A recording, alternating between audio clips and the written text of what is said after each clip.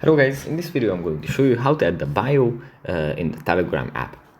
But before that, don't forget to subscribe and leave a comment down below, because at 10,000 subscribers I'm going to show you my whole YouTube revenue statistics and growth strategy.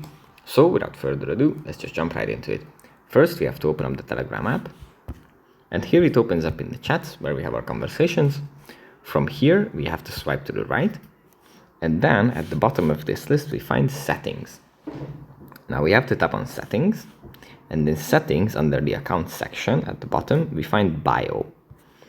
If we tap on this, then we can just type in a few words about ourselves, something that we consider important.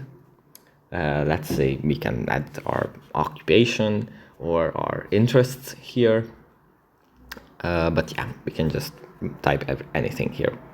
And after we are done, we just tap on the OK sign in the top right corner, and that's it. So that's pretty much it for this video. Hope it was helpful for you guys, and I'll see you in the next one. Bye.